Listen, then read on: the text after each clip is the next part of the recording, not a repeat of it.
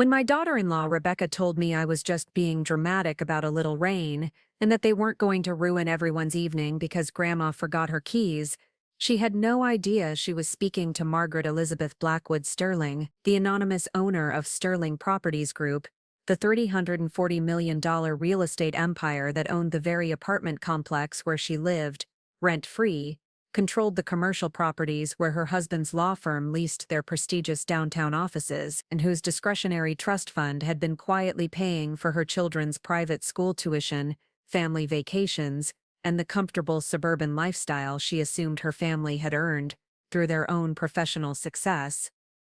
Never realizing that the forgetful old woman they abandoned on their doorstep in a thunderstorm at 11:30 p.m. was actually the silent financial architect whose decades of strategic property investment and family wealth coordination had created every advantage they considered evidence of their own hard work and superior life management. My name is Margaret Elizabeth Blackwood-Sterling. I'm 72 years old, and this story begins on October 14, 2024, when what would have been a pleasant family dinner to celebrate my grandson Tommy's acceptance to Northwestern University turned into the night that would expose my family's true character and trigger the most comprehensive estate restructuring that the Cook County Probate Court had witnessed in over 30 years. I had been living what my family believed was a modest retirement in a simple two-bedroom apartment in Oak Park, a comfortable but unremarkable unit in a building they assumed was typical senior housing for someone living on a fixed pension from my late husband Charles's accounting practice. My son David and his wife Rebecca, along with their two children Tommy and Sarah, ages 18 and 16, treated me with the kind of patient tolerance that adult children often show elderly parents they perceive as gradually becoming more dependent and less capable of managing their own affairs. David, now 45 and a partner at Morrison & Associates law firm, had built what he considered a successful legal career specializing in commercial real estate law. At 6'2", with graying temples and the confident bearing of someone accustomed to closing million-dollar deals, he carried himself with the self-assurance of a man who believed his professional achievements reflected superior intelligence and strategic thinking. His wife Rebecca, a former marketing executive who now dedicated herself to managing their family's social calendar and volunteer activities, maintained their beautiful colonial home in the affluent suburb of Hinsdale, with the precision of someone who understood that appearances mattered in their social circle. Their lifestyle reflected what they believed was the natural result of David's legal expertise and Rebecca's efficient household management. The $2.8 million home, with its professionally landscaped gardens, designed by Chicago's premier landscape architecture, the luxury vehicles in their three-car garage, including David's BMW 7 Series and Rebecca's Mercedes GLS, and the private school educations for Tommy and Sarah at Lake Forest Academy that cost over $60,000 annually and positioned their children alongside the offspring of Chicago's elite family. Rebecca, with her perfectly styled blonde hair and designer wardrobe that cost more than most people's annual salaries,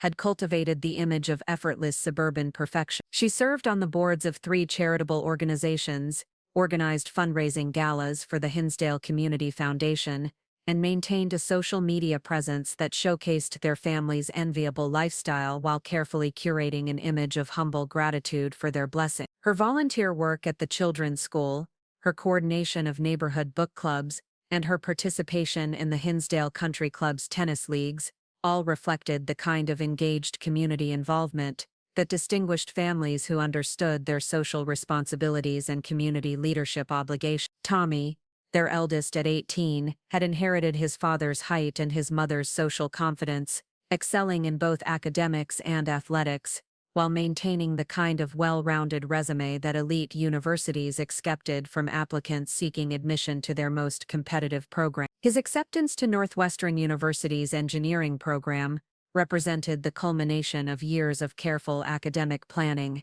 expensive test preparation, and strategic extracurricular involvement that had positioned him for the kind of educational opportunities that would maintain his family's trajectory toward continued professional and social success. Sarah, 16 and a junior at Lake Forest Academy, displayed the same combination of academic achievement and social sophistication that had characterized her brother's high school experience. Her involvement in student government, Her leadership role in the school's environmental club and her volunteer work with elderly residents at local nursing homes reflected the kind of character development and community service that distinguished young people who understood their privileges came with responsibilities to serve others and contribute meaningfully to their communities. My family never understood, during all those years of treating me like a sweet but slightly confused grandmother who needed help understanding modern technology and contemporary financial planning, was that their comfortable assumptions about my limited resources and simple retirement lifestyle concealed the most sophisticated real estate investment operation in the Chicago metropolitan area, an empire that had been operating so efficiently and invisibly that its very discretion had become both its greatest strength and my family's most dangerous vulnerability when it came to their assumptions about inheritance and continued financial security.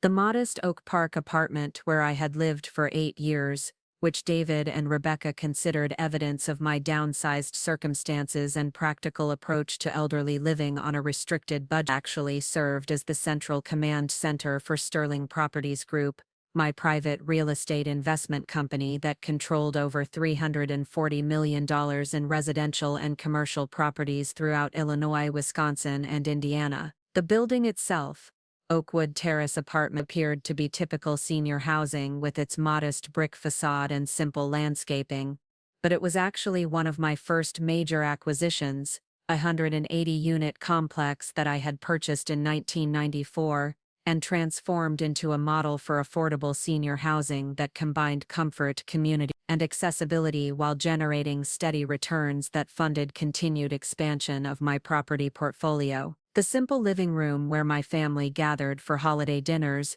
decorated with comfortable furniture from Pottery Barn and family photographs arranged on modest bookshelves, contained sophisticated property management systems, concealed within custom cabinetry that appeared to be traditional storage furniture, direct communication links to commercial real estate databases throughout the Midwest, and investment coordination infrastructure that enabled real-time response to market opportunities affecting thousands of tenants and dozens of commercial clients whose livelihoods depended on the strategic property acquisitions and management decisions I coordinated from my retirement apartment. The kitchen where I served my family homemade chocolate chip cookies and coffee during their dutiful monthly visits featured standard appliances that appeared typical for elderly housing: a modest refrigerator, basic electric range, and simple dishwasher that suggested someone living on a fixed income who prioritized function over style. But the adjacent office, which they assumed was just a spare bedroom with a desk for paying bills and organizing family photographs,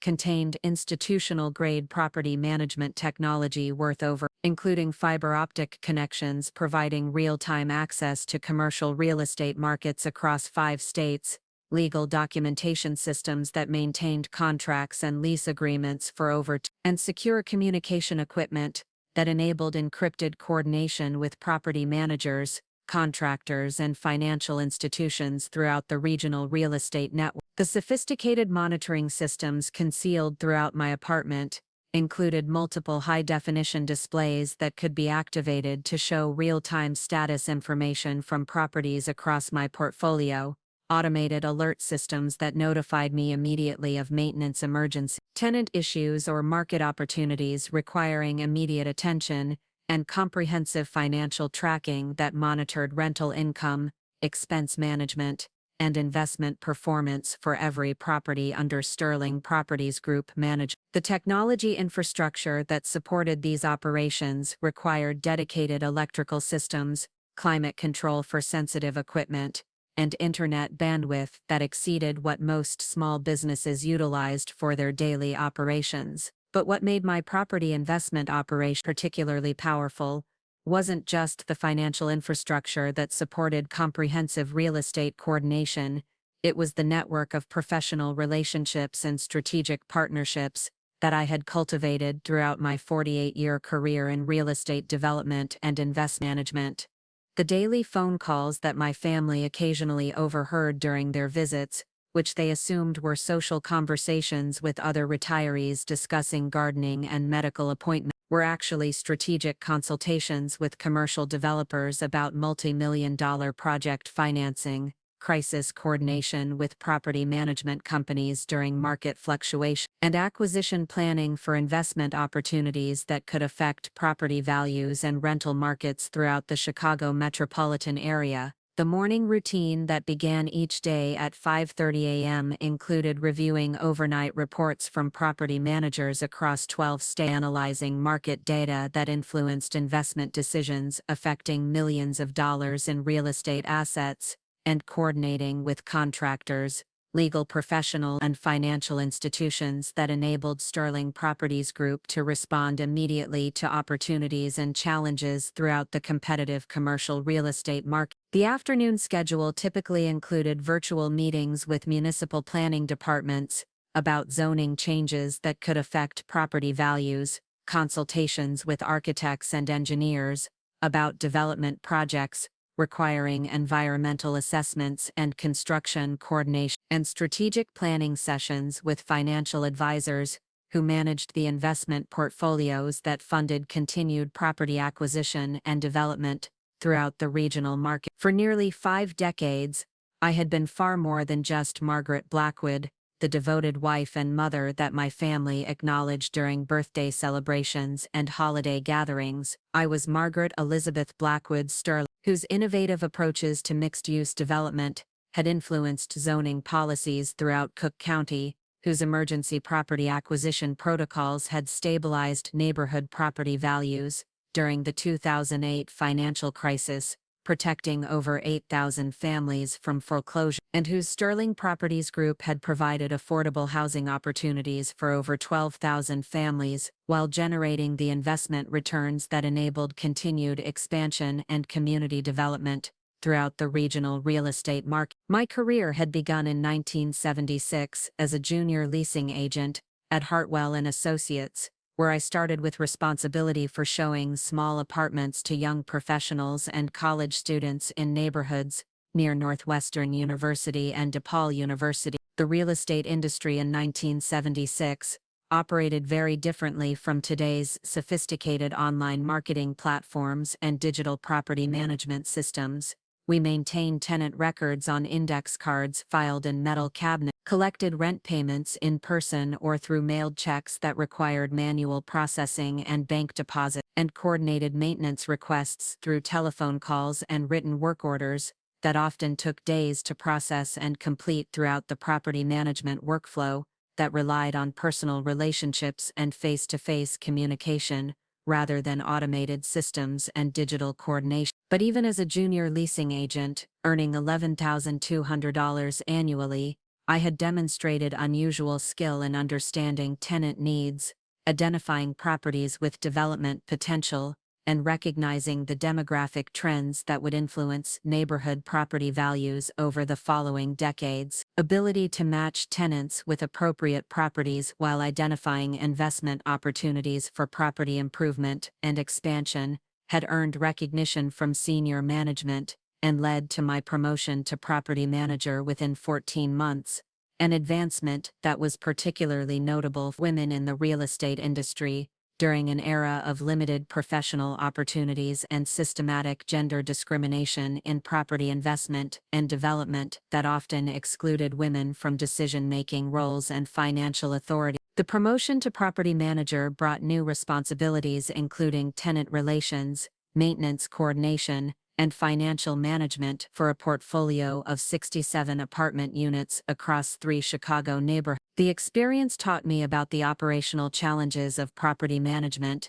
the importance of maintaining positive relationships with tenants and contractors, and the financial principles that determined profitability and sustainability in real estate investment. The hands-on experience of collecting rent, coordinating repairs, and resolving tenant disputes provided practical education that complemented the theoretical knowledge I gained through evening courses in real estate finance and property management at Malcolm. I had been promoted to regional leasing director at Midwest Property Development, where I managed residential leasing for over 280 apartment units across 6 Chicago neighborhoods, while coordinating with contractors, maintenance, and property owners to ensure tenant satisfaction and property value maintenance. My leasing success rate exceeded industry standards by 23%, and my tenant retention percentages were the highest in the company's 12-year history, attracting attention from real estate investors throughout the Chicago area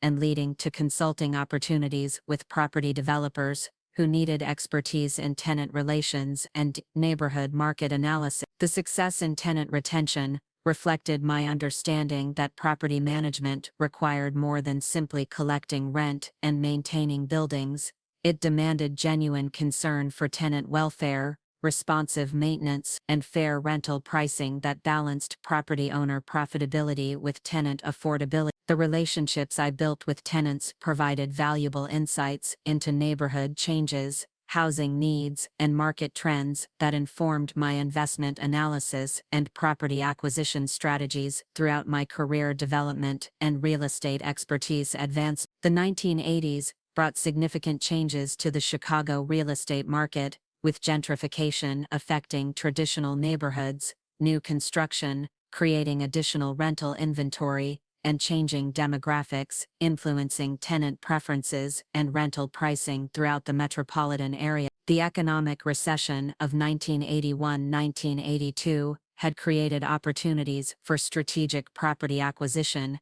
as distressed owners faced foreclosure, while the subsequent recovery generated appreciation that rewarded investors who had maintained properties and supported their tenants during difficult economic periods. I had embraced these market shifts while maintaining focus on providing quality housing options for working families, earning my real estate broker's license in 1984, and completing advanced courses in commercial property management and real estate investment analysis through the Chicago Real Estate Institute. The broker's license enabled me to represent clients in property transactions while building the professional network that would support my transition to independent investment and property development throughout the following decade. My transition to independent property investment began in 1987 when I purchased my first rental property, a small two-flat building in Logan Square that needed cosmetic improvements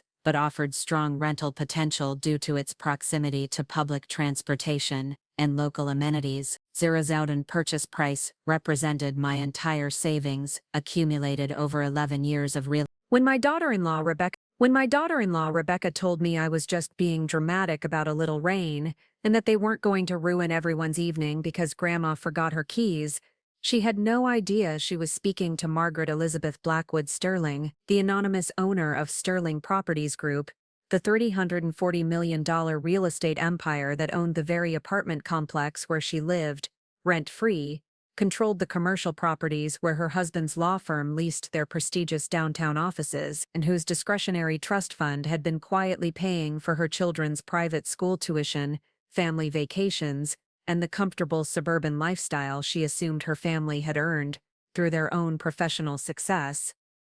Never realizing that the forgetful old woman they abandoned on their doorstep in a thunderstorm at 11:30 p.m. was actually the silent financial architect whose decades of strategic property investment and family wealth coordination had created every advantage they considered evidence of their own hard work and superior life management. My name is Margaret Elizabeth Blackwood-Sterling. I'm 72 years old, and this story begins on October 14, 2024, when what would have been a pleasant family dinner to celebrate my grandson Tommy's acceptance to Northwestern University turned into the night that would expose my family's true character and trigger the most comprehensive estate restructuring that the Cook County Probate Court had witnessed in over 30 years. I had been living what my family believed was a modest retirement in a simple two-bedroom apartment in Oak Park, a comfortable but unremarkable unit in a building they assumed was typical senior housing for someone living on a fixed pension from my late husband Charles's accounting practice. My son David and his wife Rebecca, along with their two children Tommy and Sarah, ages 18 and 16, treated me with the kind of patient tolerance that adult children often show elderly parents they perceive as gradually becoming more dependent and less capable of managing their own affairs. David, now 45 and a partner at Morrison & Associates law firm, had built what he considered a successful legal career specializing in commercial real estate law. At 6'2", with graying temples and the confident bearing of someone accustomed to closing million-dollar deals, he carried himself with the self-assurance of a man who believed his professional achievements reflected superior intelligence and strategic thinking. His wife Rebecca, a former marketing executive who now dedicated herself to managing their family's social calendar and volunteer activities, maintained their beautiful colonial home in the affluent suburb of Hinsdale, with the precision of someone who understood that appearances mattered in their social circle. Their lifestyle reflected what they believed was the natural result of David's legal expertise and Rebecca's efficient household management. The $2.8 million home, with its professionally landscaped gardens, designed by Chicago's premier landscape architecture, the luxury vehicles in their 3-car garage, including David's BMW 7 Series and Rebecca's Mercedes GLS, and the private school educations for Tommy and Sarah at Lake Forest Academy that cost over $60,000 annually and positioned their children alongside the offspring of Chicago's elite family. Rebecca, with her perfectly styled blonde hair and designer wardrobe that cost more than most people's annual salaries,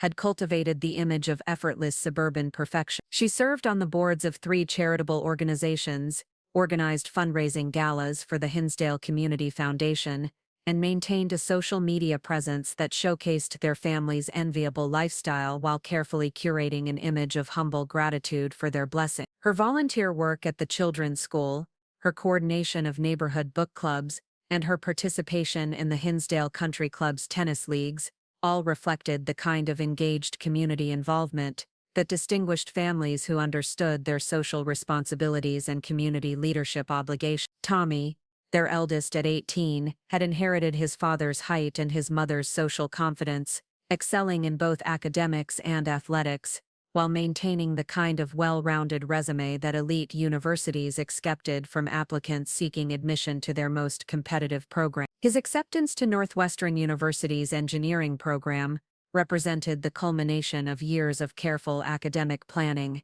expensive test preparation, and strategic extracurricular involvement that had positioned him for the kind of educational opportunities that would maintain his family's trajectory toward continued professional and social success. Sarah, 16 and a junior at Lake Forest Academy, displayed the same combination of academic achievement and social sophistication that had characterized her brother's high school experience. Her involvement in student government, her leadership role in the school's environmental club, and her volunteer work with elderly residents at local nursing homes reflected the kind of character development and community service that distinguished young people who understood their privileges came with responsibilities to serve others and contribute meaningfully to their communities. My family never understood, during all those years of treating me like a sweet but slightly confused grandmother who needed help understanding modern technology and contemporary financial planning, was that their comfortable assumptions about my limited resources and simple retirement lifestyle concealed the most sophisticated real estate investment operation in the Chicago metropolitan area,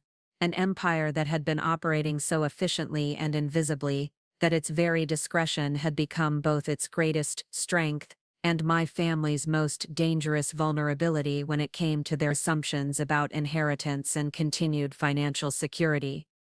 The modest Oak Park apartment where I had lived for 8 years, which David and Rebecca considered evidence of my downsized circumstances and practical approach to elderly living on a restricted budget, actually served as the central command center for Sterling Properties Group, my private real estate investment company that controlled over $340 million in residential and commercial properties throughout Illinois, Wisconsin, and Indiana. The building itself, Oakwood Terrace apartment, appeared to be typical senior housing with its modest brick facade and simple landscaping, but it was actually one of my first major acquisitions, a 180-unit complex that I had purchased in 1994, and transformed into a model for affordable senior housing that combined comfort, community, and accessibility while generating steady returns that funded continued expansion of my property portfolio. The simple living room where my family gathered for holiday dinners, decorated with comfortable furniture from Pottery Barn and family photographs arranged on modest bookshelves, contained sophisticated property management systems, concealed within custom cabinetry that appeared to be traditional storage furniture, direct communication links to commercial real estate databases throughout the Midwest, and investment coordination infrastructure that enabled real-time response to market opportunities affecting thousands of tenants and dozens of commercial clients whose livelihoods depended on the strategic property acquisitions and management decisions I coordinated from my retirement apartment. The kitchen where I served my family homemade chocolate chip cookies and coffee during their dutiful monthly visits featured standard appliances that appeared typical for elderly housing: a modest refrigerator, basic electric range, and simple dishwasher that suggested someone living on a fixed income who prioritized function over style. But the adjacent office, which they assumed was just a spare bedroom with a desk for paying bills and organizing family photographs, contained institutional-grade property management technology worth over, including fiber optic connections providing real-time access to commercial real estate markets across 5 states, legal documentation systems that maintained contracts and lease agreements for and secure communication equipment that enabled encrypted coordination with property managers, contractors, and financial institutions throughout the regional real estate network. The sophisticated monitoring systems concealed throughout my apartment included multiple high-definition displays that could be activated to show real-time status information from properties across my portfolio, automated alert systems that notified me immediately of maintenance emergency, tenant issues or market opportunities requiring immediate attention, and comprehensive financial tracking that monitored rental income, expense management, and investment performance for every property under Sterling Properties Group management. The technology infrastructure that supported these operations required dedicated electrical systems, climate control for sensitive equipment, and internet bandwidth that exceeded what most small businesses utilized for their daily operations. But what made my property investment operation particularly powerful wasn't just the financial infrastructure that supported comprehensive real estate coordination, it was the network of professional relationships and strategic partnerships that I had cultivated throughout my 48-year career in real estate development and investment management. The daily phone calls that my family occasionally overheard during their visits, which they assumed were social conversations with other retirees discussing gardening and medical appointments, were actually strategic consultations with commercial developers about multi-million-dollar project financing, crisis coordination with property management companies during market fluctuation, and acquisition planning for investment opportunities that could affect property values and rental markets throughout the Chicago metropolitan area. The morning routine that began each day at 5:30 a.m. included reviewing overnight reports from property managers across 12 states, analyzing market data that influenced investment decisions affecting millions of dollars in real estate assets, and coordinating with contractors, legal professionals, and financial institutions that enabled Sterling Properties Group to respond immediately to opportunities and challenges throughout the competitive commercial real estate market. The afternoon schedule typically included virtual meetings with municipal planning departments about zoning changes that could affect property values, consultations with architects and engineers about development projects requiring environmental assessments and construction coordination, and strategic planning sessions with financial advisors who managed the investment portfolios that funded continued property acquisition and development throughout the regional market. For nearly 5 decades, I had been far more than just Margaret Blackwood, the devoted wife and mother that my family acknowledged during birthday celebrations and holiday gatherings. I was Margaret Elizabeth Blackwood-Sterling, whose innovative approaches to mixed-use development had influenced zoning policies throughout Cook County, whose emergency property acquisition protocols had stabilized neighborhood property values during the 2008 financial crisis, protecting over 8,000 families from foreclosure, and whose Sterling Properties Group had provided affordable housing opportunities for over 12,000 families, while generating the investment returns that enabled continued expansion and community development throughout the regional real estate market. My career had begun in 1976 as a junior leasing agent at Hartwell and Associates, where I started with responsibility for showing small apartments to young professionals and college students in neighborhoods near Northwestern University and DePaul University.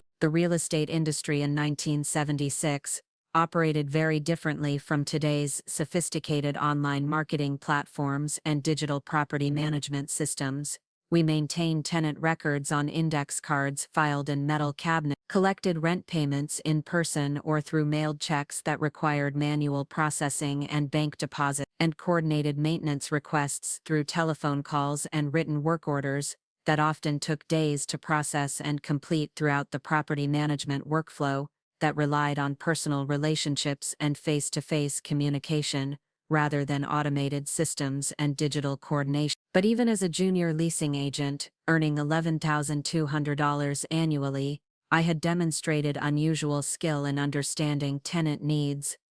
The comprehensive property management systems that I had developed for Sterling Properties Group included tenant screening procedures that balanced income requirements with character assessment, maintenance protocols that ensured prompt response to repair requests, and proactive building upkeep and rental pricing strategies that provided sustainable returns while maintaining affordability for working families and individuals seeking stable housing in neighborhoods that offered economic opportunity and community amenities. The property management approach that we implemented across all residential buildings emphasized tenant retention through responsive service, fair rental increases that reflected market conditions without creating financial hardship, and community building activities that fostered positive relationships among residents and between tenants and management staff. The technology infrastructure that supported Sterling Properties Group's operations from my Oak Park apartment included enterprise-grade property management software that tracked rental payments, maintenance requests, and lease renewals for over 200 residential units and 340 commercial spaces, financial management systems that monitored cash flow, expense tracking, and investment performance across the entire property portfolio, and communication platforms that enabled real-time coordination with property managers, maintenance staff, and contractors throughout the Chicago metropolitan area and beyond into Wisconsin, Indiana, and Michigan markets, where Sterling Properties Group maintained strategic investment. The sophisticated database systems concealed within my apartment's custom cabinetry maintained comprehensive records for every property in the Sterling Properties Group portfolio, including detailed financial histories that tracked acquisition costs, improvement investment, and appreciation patterns over time. Tenant information that enabled personalized service and proactive communication about lease renewals, rent adjustments, and community announcements, and market analysis data that informed investment decisions about property acquisitions, renovation project, and strategic property dispositions that optimized portfolio performance and supported continued expansion throughout the regional real estate market. The daily coordination activities that I managed from my home office included reviewing overnight reports from property managers across 4 states, analyzing maintenance requests, and emergency situations that required immediate attention, coordinating with contractors and vendors about ongoing improvement projects and routine building maintenance, and responding to tenant inquiries about lease terms, payment procedure, and community policies that affected their residential experience. The morning routine typically required 3 to 4 hours of intensive property management coordination, followed by afternoon activities that included market analysis, investment planning, and strategic development coordination with architects, attorneys, and financial professionals who supported Sterling Properties Group's continued growth and operational excellence. But perhaps the most sophisticated aspect of Sterling Properties Group's operations was the Sterling Community Development Foundation, the $4.8 million annual budget philanthropic organization that I had established to provide housing assistance, educational support, and community development grants throughout the Chicago metropolitan area, while generating tax advantages that enhanced the overall profitability of the real estate investment portfolio. The foundation operated as a separate legal entity with its own board of directors, professional staff, and grant-making procedures, but the strategic coordination between foundation activities and property management operations created synergies that benefited both community development goals and real estate investment returns throughout our target market. The Sterling Community Development Foundation's grant programs included emergency rental assistance that provided temporary support for families facing job loss, medical expenses, or other financial crises that threatened their housing stability. Down payment assistance for first-time homebuyers seeking to purchase properties in neighborhoods where Sterling Properties Group maintained investments, housing rehabilitation grants for elderly homeowners needing accessibility improvements, heating system repair, structural maintenance that they couldn't afford on fixed retirement incomes, and educational scholarships for students from low-income families pursuing college degrees, vocational training, or professional certification programs that would enhance their career prospects and economic stability. The Foundation's annual scholarship program provided over $790,000 in educational support for 156 students throughout the Chicago area, with award amounts ranging from $20,000 for university students seeking bachelor's degrees in fields like education, social work, healthcare, and engineering that addressed critical community needs. The scholarship selection process emphasized academic achievement, community service, and demonstrated financial need, but the criteria also included character assessment and family values evaluation that ensured recipients understood the importance of hard work, education, and respect for others throughout their personal and professional development. The Foundation's community development grants supported nonprofit organizations throughout Cook County that provided services for elderly residents, homeless families, and low-income individuals seeking housing, employment, social services that enabled self-sufficiency and community integration. The grant recipients included organizations like the Oak Park Housing Authority, which provided affordable housing development and tenant services, the West Side Community Development Corporation, which offered job training and small business development programs, and the Senior Services Network of DuPage County, which coordinated transportation, meal delivery, and social programs for elderly residents seeking to maintain independent living while receiving necessary support services. But the most strategic aspect of the Sterling Community Development Foundation's operations was the careful coordination between grant-making activities and Sterling Properties Group's business interests, creating community benefit programs that also generated positive publicity, tax advantage, and market intelligence that informed real estate investment decisions throughout the Chicago metropolitan area. The Foundation's housing rehabilitation grants, for example, were strategically targeted toward neighborhoods where Sterling Properties Group was considering property acquisition, enabling us to assess market conditions, build relationships with community leaders, and demonstrate commitment to neighborhood improvement that facilitated future development projects and property management operations. The tax advantages generated by the Sterling Community Development Foundation's charitable activities provided significant annual savings that enhanced the overall profitability of Sterling Properties Group's real estate investments, while supporting legitimate community development goals that improved housing conditions, educational opportunity, and aided economic development throughout our target markets. The Foundation's activities generated annual tax deductions exceeding $1.2 million, while providing measurable community benefits that strengthened the neighborhoods where Sterling Properties Group maintained property investment, creating a sustainable model for combining profitable real estate investment with meaningful social impact throughout the regional community development landscape. The professional relationships that I had cultivated throughout my career in real estate development and investment management form an invisible network of influence and authority that extended far beyond the property management and foundation activities that occupied my daily schedule from the Oak Park apartment. The network included senior executives at Chicago's major financial institutions, who coordinated commercial lending for large-scale property acquisitions, municipal planning officials, who influenced zoning decisions and infrastructure development that affected property values throughout the metropolitan area, legal professionals specializing in real estate law, tax planned estate management, who ensured Sterling Properties Group's operations remained compliant with regulatory requirements while optimizing financial performance, and construction industry leaders, who provided architectural design, engineering consultation, and project management for property improvement and development initiatives throughout the portfolio. The relationships with financial institutions enabled Sterling Properties Group to access competitive lending rates and favorable terms for property acquisitions, refinancing transactions, and development projects that required substantial capital investment and sophisticated financial structure. The partnerships with banks like Northern Trust, J.P. Morgan Chase Private Bank, and Fifth Third Bank's Commercial Real Estate Division provided credit facilities exceeding $120 million that supported strategic acquisitions and enabled rapid response to market opportunities that required immediate financing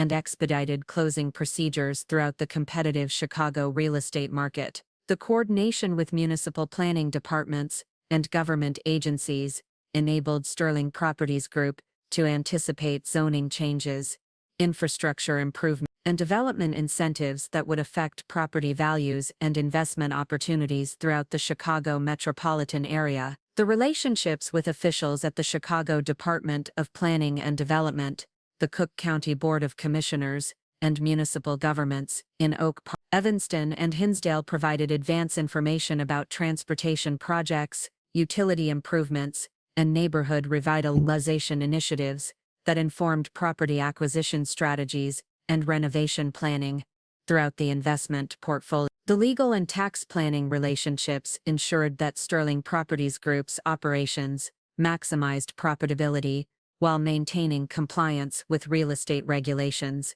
tax requirements, and estate planning strategies that protected both current operations and future wealth transfer to designated beneficiaries. The coordination with law firms specializing in real estate transactions, tax attorneys with expertise in investment property regulation, and estate planning professionals who understood complex wealth management strategies enabled sophisticated financial structuring that optimized returns while minimizing tax liability and regulatory risk throughout the real estate investment and property management operation. The construction industry relationships provided access to architects, engineers, and contractors who delivered high-quality property improvements, renovation projects, and new development initiatives that enhanced property values while maintaining cost control and project timeline management throughout the construction and improvement process. The partnerships with firms like Chicago-based Morrison Construction,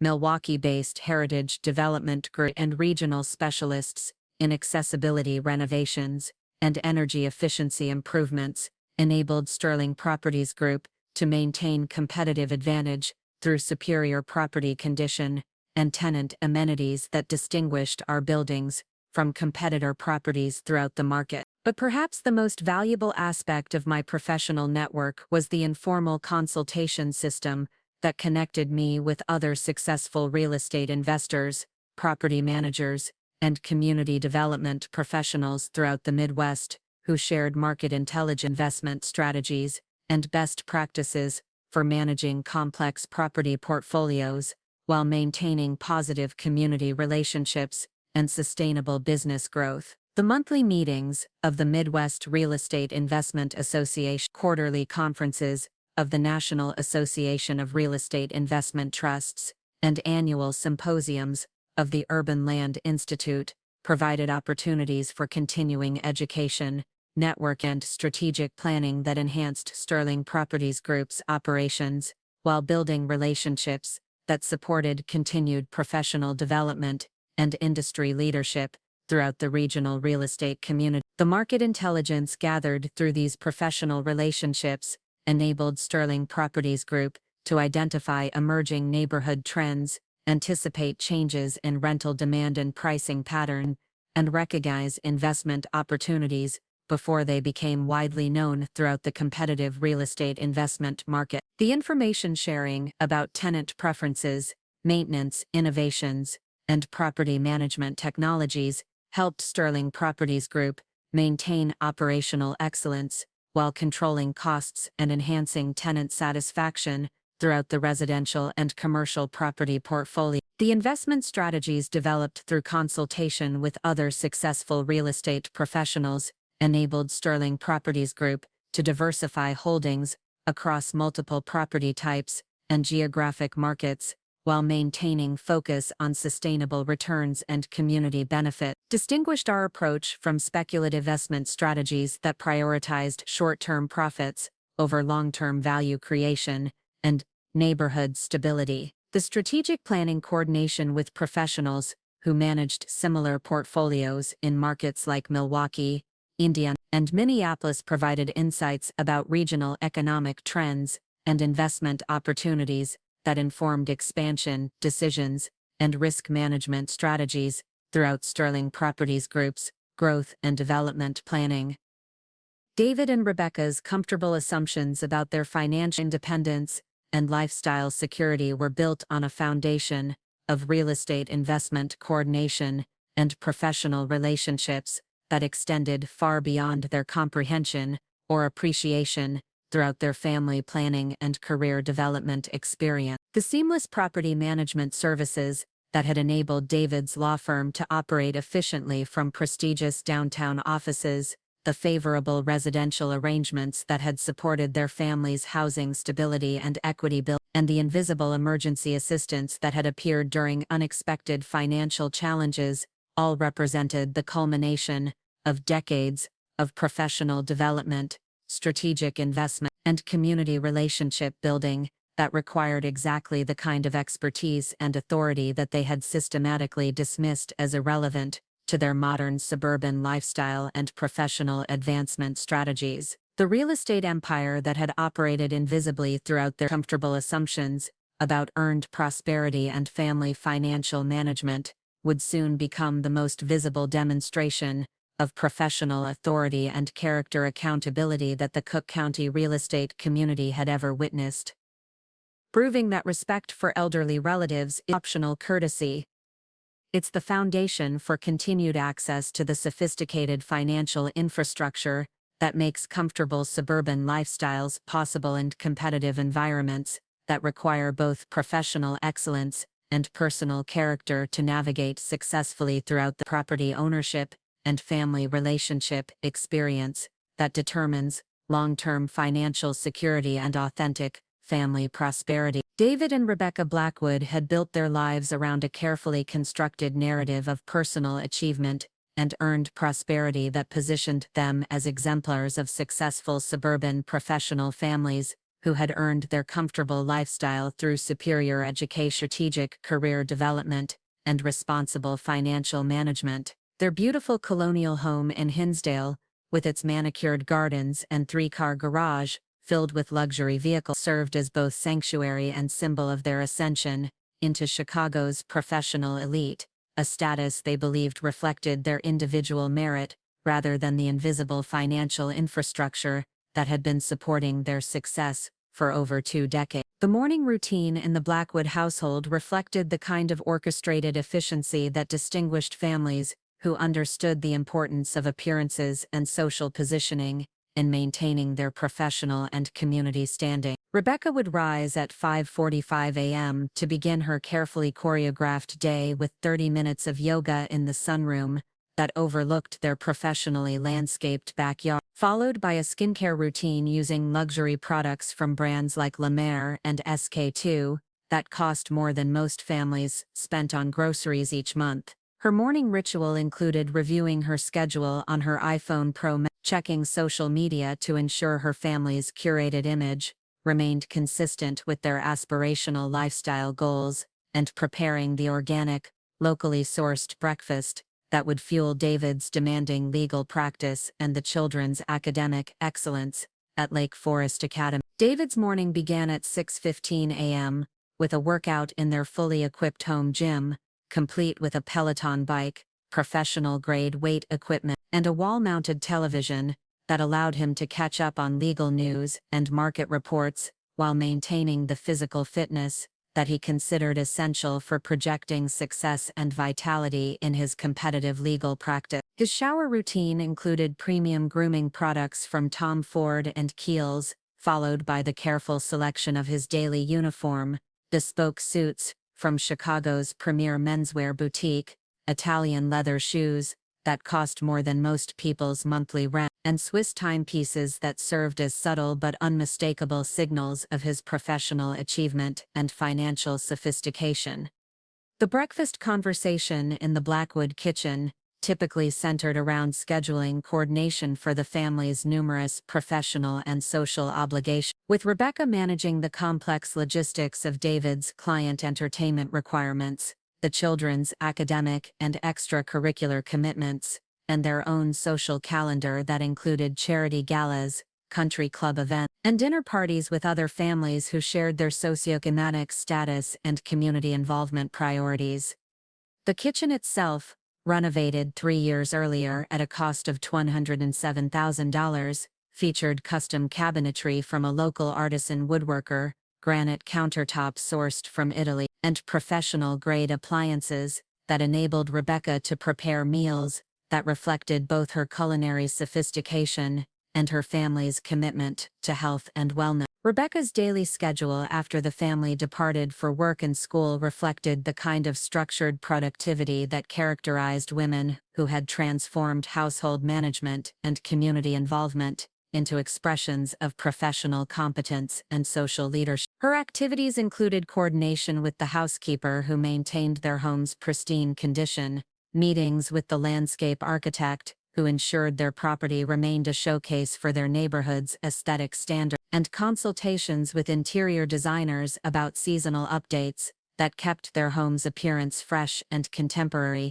while maintaining the classic elegance that distinguished established families from those who prioritized trendy displays over timeless sophistication. The volunteer work that formed the foundation of Rebecca's community involvement reflected her understanding that social responsibility and charitable engagement were essential components of maintaining their family's reputation and networking opportunities within Hinsdale's elite social circle. Her position as development committee chair for the Hinsdale Community Foundation required approximately 15 hours weekly of strategic planning, donor cultivation, and event coordination that had generated over 1,000 in charitable contributions during the previous year, while strengthening relationships with other prominent families whose support would benefit both community causes and her family's social positioning throughout their ongoing residence in one of Chicago's most desirable suburbs. The fundraising galas that Rebecca organized for the Community Foundation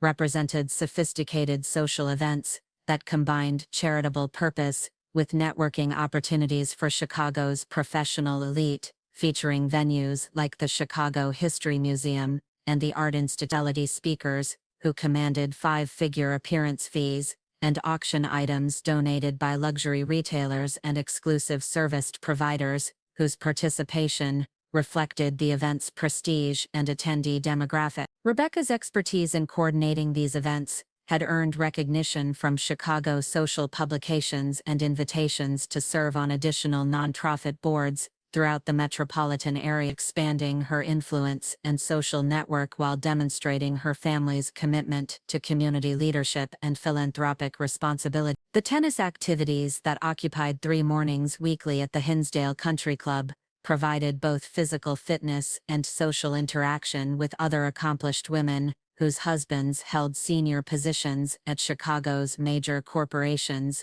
law firms, and medical practices. The club membership, which cost $47,000 annually plus dining and event charges, positioned the Blackwood family within a social network that included business leaders, political figures, and cultural influencers, whose relationships could benefit David's legal practice, while providing social opportunities and educational advantages for Tommy and Sarah throughout their formative years and college preparation. Rebecca's coordination of the neighborhood book club, which met monthly in members' homes to discuss literary selections that ranged from contemporary fiction to historical biography, reflected her intellectual engagement and cultural sophistication, while providing opportunities for informal networking with other wives whose husbands held influential positions throughout Chicago's professional community. The book selections often included works by authors who would appear at fundraising events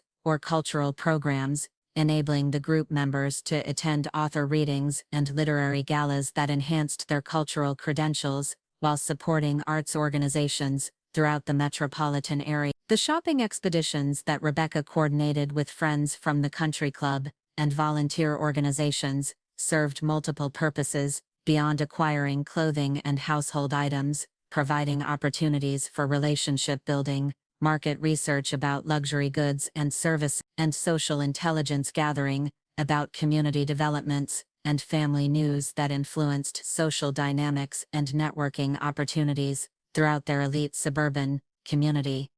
The boutiques and specialty retailers that Rebecca patronized in downtown Chicago, Oak Brook, and Highland Park offered personal shopping services, private appointments, and exclusive access to designer collections that enabled her to maintain the sophisticated wardrobe that was essential for her various professional and social roles. David's legal practice at Morrison & Associates had achieved the kind of success that positioned him as one of Chicago's prominent commercial real estate attorneys, with clients including major developers, institutional investors, and municipal agencies, whose complex transactions required sophisticated legal expertise and strategic guidance throughout the negotiation and closing process. His specialization in commercial real estate law had evolved over 12 years to include expertise in zoning regulation, environmental compliance, and public-private partnerships that enabled him to command hourly rates exceeding $600, while building long-term relationships with clients who valued his comprehensive understanding of Chicago's regulatory environment and development opportunity. The downtown office, where David practiced law, occupied prestigious space in a building that provided the kind of professional environment that impressed clients and reflected the firm's success and stability throughout Chicago's competitive legal market. The office suite featured floor-to-ceiling windows with panoramic views of the Chicago River and downtown skyline, conference rooms equipped with state-of-the-art presentation technology, and reception areas decorated with contemporary art and custom furniture that created an atmosphere of sophistication and professional achievement that distinguished Morrison & Associates from smaller firms that lacked the resources for such impressive physical environment. The client entertainment that formed an essential component of David's business development strategy included dinners at Chicago's most exclusive restaurants, corporate hospitality events at sporting venues like United Center and Soldier Field, and golf outings at premier country clubs throughout the metropolitan area, where business relationships could be developed and maintained in relaxed social settings that enable deeper conversation and trust building than formal office meetings typically provided. The entertainment expense, which averaged over $8,000 monthly, represented investments in relationship building that generated referrals and repeat business from clients who appreciated David's attention to relationship management and his understanding of how business success depended on personal connections and social interaction beyond purely professional service delivery. The professional wardrobe that David maintained for his legal practice reflected his understanding that success in commercial real estate law required projecting authority, sophistication, and financial stability through appearance and presentation that impressed clients and colleagues, while demonstrating his attention to detail and commitment to excellence throughout all aspects of his professional practice. His suit, custom tailored by a Chicago clothier who served many of the city's prominent attorneys and business leaders, cost between $3,500 and $5,200, and silk accessories reflected investment in quality and style that enhanced his professional credibility while expressing his personal taste and appreciation for craftsmanship. The continuing education that David pursued through professional organizations like the Chicago Bar Association and the American College of Real Estate Lawyers included attendance at conferences, seminars, and workshops that provided updates on regulatory changes, market trends, and best practices in commercial real estate law, while offering networking opportunities with other attorneys, developers, and industry professionals whose relationships could generate business opportunities and professional advancement throughout his legal career. The annual costs for continuing education, including conference fees, travel expenses, and membership dues, exceeded $18,000, but provided essential professional development and relationship building that supported his practice growth and industry leadership. Tommy's experience at Lake Forest Academy reflected the kind of elite educational environment that prepared students for admission to prestigious universities while providing networking opportunities and character development that would benefit their personal and professional success throughout their adult lives. The Academy's tuition of $34,000 annually provided access to advanced placement courses,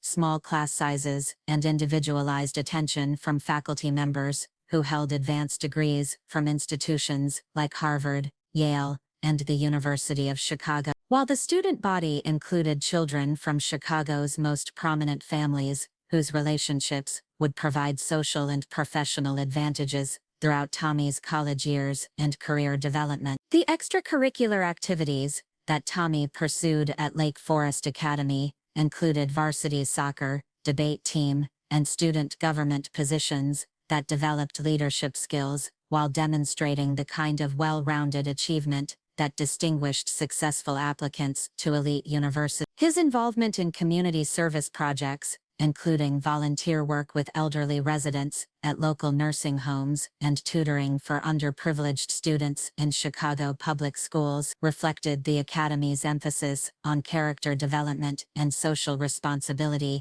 while building the kind of service record that enhanced college applications and demonstrated commitment to community engagement and social justice. The college preparation that Tommy received through Lake Forest Academy included specialized SAT and ACT preparation courses, individual college counseling that helped identify target universities and optimize application strategies, and advanced placement courses that enabled him to earn college credit while demonstrating academic rigor and intellectual capability to admissions committees at competitive institutions. The college counseling services alone, if purchased privately, would have cost over $15,000, while the Academy's college placement record included acceptance rates to Ivy League universities that exceeded national averages by significant margins. The acceptance letter from Northwestern University that had prompted the family celebration dinner represented the culmination of years of academic preparation, extracurricular achievement, and strategic planning that positioned Tommy for continued success at one of the Midwest's most prestigious universities. The engineering program that he would enter featured world-class faculty, cutting-edge research opportunities, and career placement services that connected graduates with leading technology companies, consulting firms, and graduate schools throughout the United States and internationally. Sarah's experience as a junior at Lake Forest Academy demonstrated the same combination of academic excellence and extracurricular achievement that had characterized her brother's success, with particular strength in environmental science and student leadership that reflected her interests in sustainability and social justice. Her involvement in the school's environmental club included organizing campus recycling programs, coordinating Earth Day celebration, developing partnerships with local environmental organizations that provided hands-on learning opportunities, while demonstrating leadership and initiative that would distinguish her college applications and future career development. The volunteer work that Sarah performed with elderly residents at nursing homes throughout the Chicago area reflected the family's emphasis on community service and character development, but also provided opportunities for intergenerational connection and learning that enhanced her understanding of aging, healthcare, and social services, while building empathy and communication skills that would benefit her personal development and potential career interests in healthcare or social work. Her weekly visits to 3 different facilities required coordination with activity directors and healthcare staff, while providing companionship and assistance for residents who appreciated interaction with young people who brought energy and enthusiasm to their daily routines. The family's vacations that the Blackwoods enjoyed each year reflected their financial resources and commitment to providing cultural and educational experiences that broadened the children's perspectives while creating family memories and bonding opportunities that strengthened relationships and provided stress relief from their demanding academic and professional schedules. The destinations typically included ski resorts in Colorado or Utah during winter breaks, beach destinations like the Outer Banks or Martha's Vineyard during summer months, and cultural trips to cities like Boston, San Francisco, or international locations like London or Paris, that provided historical and artistic education while exposing the children to different cultures and ways of life. The summer camp experiences that Tommy and Sarah had enjoyed throughout their childhood provided specialized education in areas like tennis, sailing, and academic enrichment, while offering independence and social development in environments that emphasized character building, outdoor recreation, and leadership development. The camps, which cost between $4,500 to $7,200 for 2-week sessions, attracted children from similar socioeconomic backgrounds, while providing instruction from professionals who often coached at collegiate or professional levels, ensuring high-quality skill development and academic advance. The luxury vehicles that the family maintained reflected both practical transportation needs and status considerations that were important for their professional and social positioning within Hinsdale's affluent community. David's BMW 7 Series provided the kind of sophisticated business transportation that impressed clients, while offering advanced technology and comfort features that enhanced his daily commute and business travel requirements. Rebecca's Mercedes GLS combined luxury with practical family transportation capacity while projecting the image of success and sophistication that was appropriate for her volunteer work and social activities throughout the metropolitan area. The home maintenance and improvement projects that the family pursued reflected their commitment to preserving and enhancing their property value while maintaining the aesthetic standards that were expected in their neighborhood and social circle. The recent kitchen renovation had required coordination with architects, contractors, and specialty vendors while the family maintained their daily routines and social obligations, demonstrating the kind of project management capabilities and financial resources that distinguished families who could afford comprehensive home improvements without disrupting their lifestyle or requiring temporary relocation during construction period. The financial planning that David and Rebecca had implemented for their family's future security included investment accounts, college savings plans, and retirement planning that reflected their understanding of wealth building and financial responsibility while providing security for unexpected expenses and long-term goals like retirement and inheritance planning. Their investment portfolio, managed by a financial advisor at a prominent Chicago wealth management firm, included diversified holdings in stocks, bonds, and real estate investment trusts that provided growth potential while managing risk through professional oversight and strategic rebalancing throughout changing market conditions. The insurance coverage that protected the family's assets and income included comprehensive homeowners policy, umbrella liability protection, and life insurance that provided financial security while protecting against catastrophic losses that could threaten their lifestyle and financial stability. The insurance premiums, which exceeded $12,000 annually,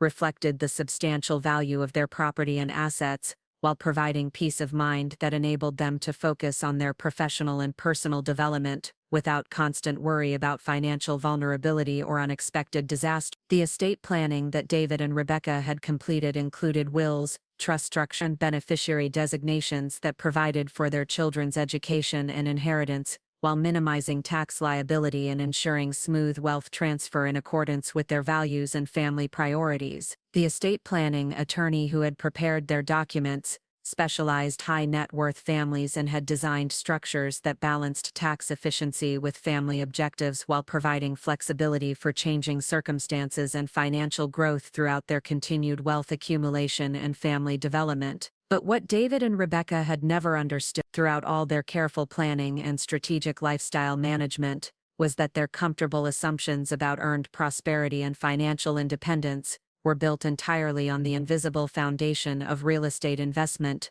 coordination, and family wealth support that had provided systematically by the very woman they were about to dismiss as an inconvenient elderly relative, whose confusion and dependency had become burdensome obstacles to their evening relaxation and family time. The sophisticated financial planning that they believed demonstrated their superior money management capabilities had been successful only because the underlying assumptions about their income stability, expense control, and investment opportunities were all supported by the comprehensive wealth infrastructure that Margaret had been maintaining invisibly throughout their entire adult relationship and family development experience. The monthly budget calculations that Rebecca managed with pride and precision assumed rental costs, utility expenses, and lifestyle maintenance fees that were actually subsidized by Sterling Properties Group's preferential arrangements and the Sterling Community Development Foundation's Educational and Emergency Assistance Program. The investment returns that their financial advisor reported as evidence of successful portfolio management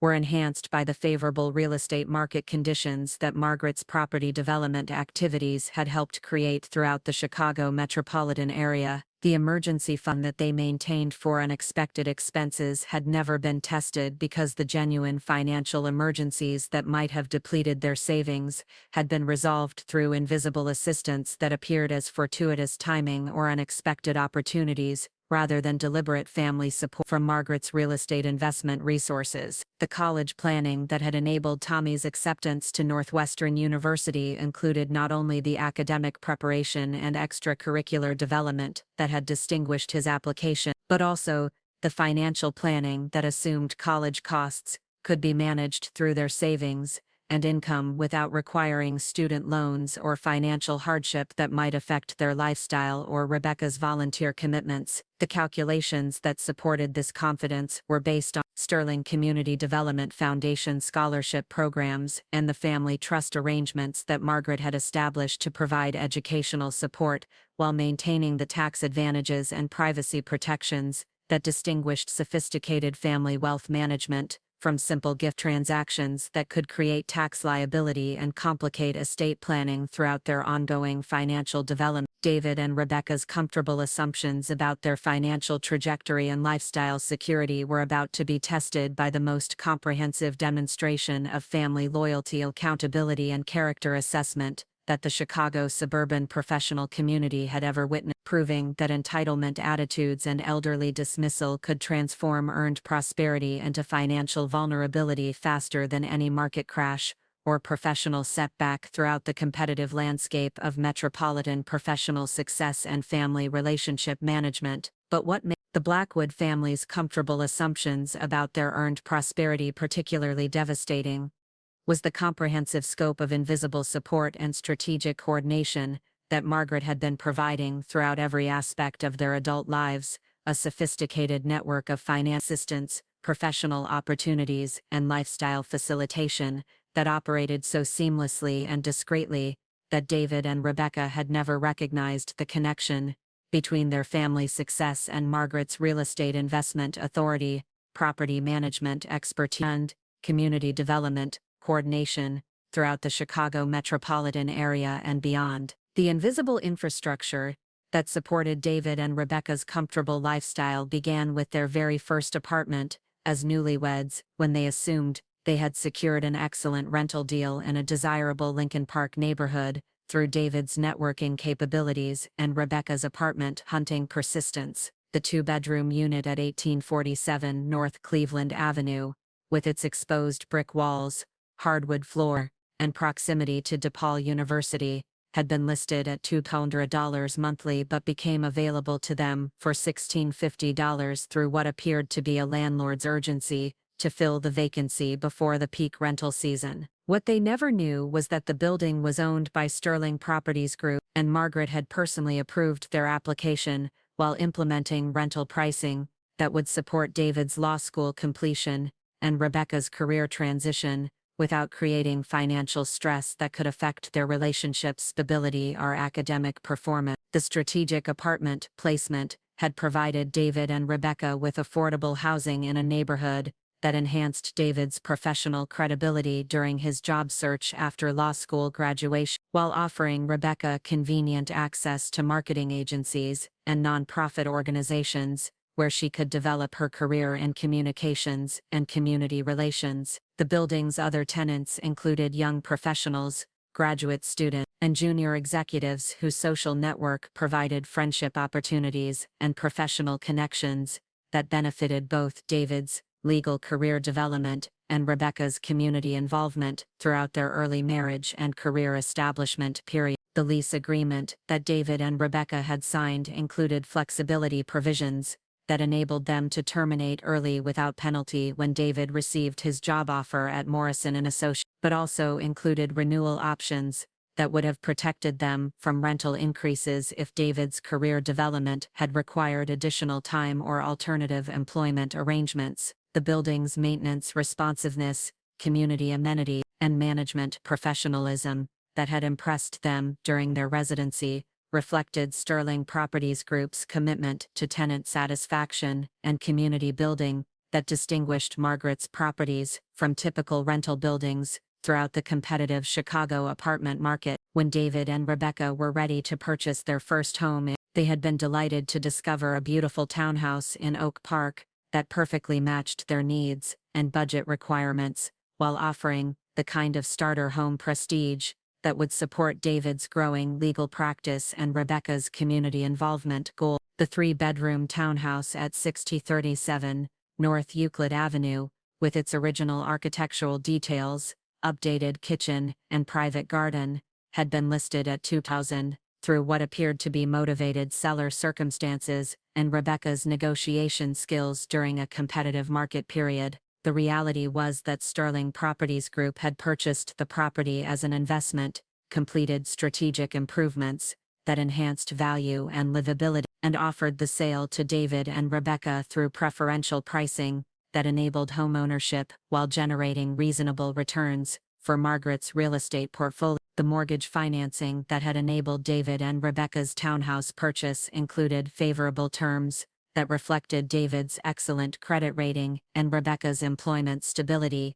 but also benefited from Sterling Properties Group's relationship with First National Bank of Chicago, where Margaret's commercial real estate lending history had established trust and preferential treatment for transactions involving qualified buyers throughout her property network. The down payment assistance that had appeared through David's law firm's employee benefit program was actually coordinated through Sterling Community Development Foundation grants that provided homeownership support for young professionals in targeted neighborhoods, where community development and property value stability would benefit both individual families and broader neighborhood improvement initiative. The townhouse ownership experience that David and Rebecca enjoyed for 8 years provided equity building, community involvement opportunities, and family stability that supported David's career advancement, while enabling Rebecca to develop her volunteer leadership skills through Oak Park community organizations, whose networking opportunities enhanced her social connections and professional development throughout their residence in one of Chicago's most desirable inner suburbs. The property appreciation that increased their home's value from ownership period reflected both general market trends and specific neighborhood improvements that Sterling Properties Group had supported through strategic property acquisitions and community development investments throughout Oak Park's continued gentrification and urban renewal process. When David and Rebecca decided to upgrade to a larger home in Hinsdale in 2019, provided substantial proceeds that enabled a significant down payment on their current colonial home, while maintaining financial stability throughout the transition period.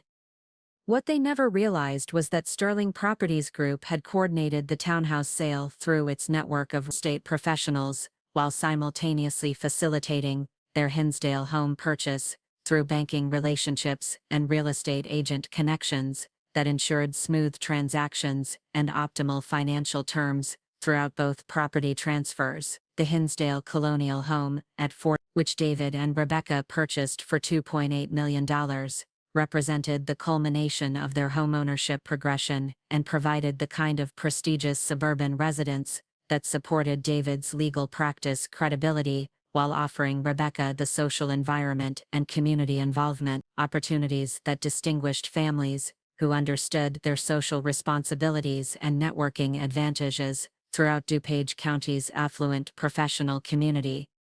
The property's 4 bedrooms, 3.5 bathrooms, gourmet kitchen, and professionally landscaped gardens provided both family living space and entertainment capabilities that enhanced their social positioning, while creating the home environment that Tommy and Sarah needed for academic focus and character development. The mortgage financing for the Hinsdale home had been arranged through Northern Trust Private Banking, where Margaret's substantial deposits and investment accounts had established preferential client status that enabled competitive lending rates and favorable terms for family members who met creditworthiness requirements. The loan approval process had been expedited through Margaret's relation with senior lending officers who understood Sterling Properties Group's financial strength and Margaret's character assessment of David and Rebecca's responsibility and reliability throughout their homeownership history and professional development. The down payment for the Hinsdale home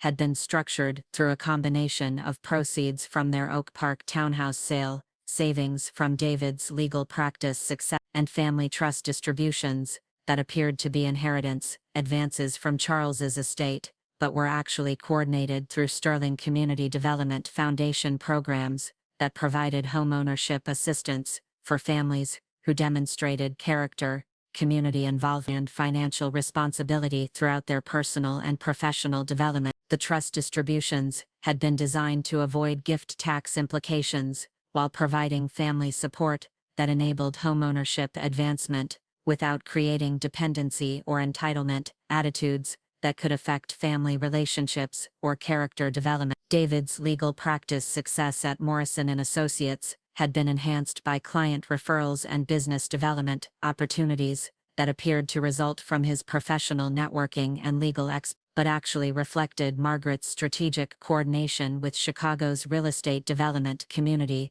municipal planning officials, and commercial property investors, whose legal needs required sophisticated real estate law expertise and professional service delivery. The commercial real estate transactions that formed the foundation of David's practice included property acquisitions, development projects, and investment syndications that Sterling Properties Group had influenced through its market participation and professional relationships throughout the Chicago metropolitan area. The prestigious office space that Morrison & Associates occupied in the Millennium Plaza building had been secured through what appeared to be advantageous market timing and the firm's negotiation capability, but actually reflected Sterling Properties Group's ownership of the building and Margaret's direct involvement in lease negotiations that provided Morrison & Associates with below-market rental rates, premium space allocation, and expansion options that supported the firm's growth, while generating steady rental income for Margaret's commercial property portfolio.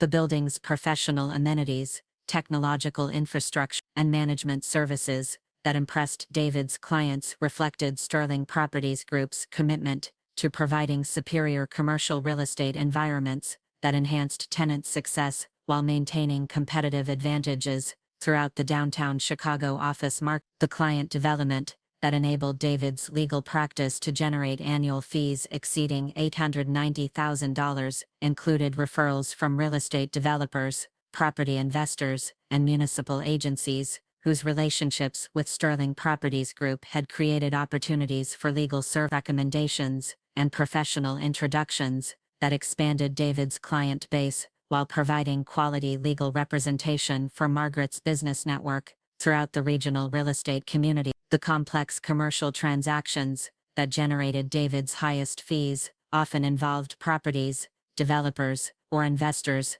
who had business relationships with Sterling Properties Group, creating referral opportunities and professional credibility that enhanced David's reputation while supporting Margaret's property investment and development activity. Rebecca's volunteer leadership roles at the Hinsdale Community Foundation and other charitable organizations had been facilitated by introductions from board members and community leaders whose social connections with Margaret through real estate, business, and philanthropic activities had created networking opportunities and leadership development that enhanced Rebecca's community involvement while supporting causes that aligned with Sterling Community Development Foundation's mission and grant-making priorities throughout DuPage County and the broader Chicago metropolitan area. Fundraising success that Rebecca achieved through her development committee work at the Hinsdale Community Foundation reflected both her organizational capabilities and strategic donor cultivation that benefited from Margaret's informal consultation and networking coordination with philanthropic families whose giving patterns and community involvement priorities aligned with Rebecca's fundraising goals and program development initiatives. The major gift donors who supported Rebecca's campaigns often included families whose real estate investments, property management needs, or community development interests had created business relationships with Sterling Properties Group, generating referrals and donor introductions that enhanced fundraising effectiveness, while building Rebecca's reputation for development leadership throughout the nonprofit community. The country club membership that provided the Blackwood family with social networking, recreational activities, and community positioning had been facilitated through sponsorship from existing members whose business relationships with Sterling Properties Group had created opportunities and membership recommendation that expedited the application process while ensuring social acceptance and integration within the club's professional and social community. The annual membership fees, social assessments, and activity charges that exceeded annually were manageable for David and Rebecca because their other housing, transportation, family expenses were reduced through Sterling Properties Group's coordinated support and Sterling Community Development Foundation's assistance programs that enabled lifestyle maintenance without financial stress or budget limitation. Tommy and Sarah's educational opportunities at Lake Forest Academy had been supported not only through tuition payments that appeared to come from David and Rebecca's savings and income, but also through Sterling Community Development Foundation scholarships that covered additional costs for extracurricular activities, college preparation programs, and educational enrichment that enhanced their academic experience while reducing family expenses. The scholarship programs had been designed to support students who demonstrated academic achievement, character development, and community service, while avoiding the stigma or dependency issues that could affect student motivation or family pride throughout the educational experience. The college preparation that Tommy received through specialized tutoring, test preparation courses, and college counseling services had been coordinated through Sterling Community Development Foundation grants that provided educational support for academically promising students whose families demonstrated commitment to education and community involvement. The college counseling services that typically cost over family had been provided through foundation partnerships with educational consultants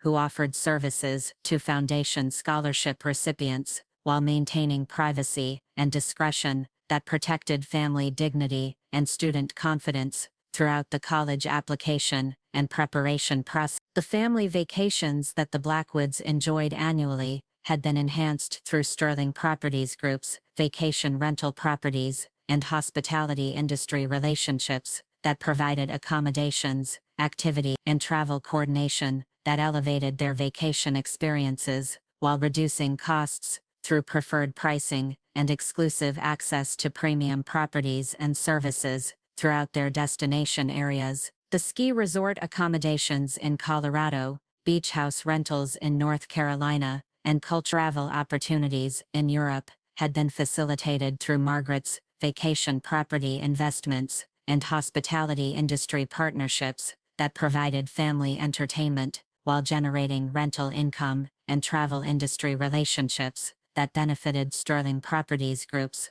business development and network expansion. The luxury vehicles that David and Rebecca drove reflected not only their taste and status requirements, but also financing arrangements that had been facilitated through Sterling Properties Group's banking relationships and commercial lending connections that provided competitive rates and favorable terms for vehicle purchases and leasing arrangements. The BMW and Mercedes dealerships, where they had purchased their vehicles, had business relationships with Sterling Properties Group through real estate leasing, corporate banking, and customer referral programs that created preferred customer treatment and pricing advantages that enhanced the vehicle purchase experience, while building business relationships that benefited Margaret's automotive and commercial real estate activity. The home maintenance and improvement projects that enhanced the Blackwood family's property value and living comfort had been coordinated through Sterling Properties Group's contractor network and vendor relationships that provided quality workmanship, competitive pricing, and project management that ensured excellent results while supporting local businesses whose services benefited Sterling Properties Group's property management and development activities throughout the Chicago metropolitan area. The kitchen renovation landscaping improvement, and technology upgrades that had cost over $180,000 during their Hinsdale residence, had been completed by contractors who also worked on Sterling Properties Group, creating volume purchasing advantages and quality assurance that benefited both family home improvements and commercial property development throughout Margaret's real estate portfolio. The insurance coverage that protected the Blackwood family's assets and provided financial security had been arranged through Sterling Properties Group's insurance brokers and risk management professionals, who provided comprehensive coverage analysis, competitive rate negotiations, and claim management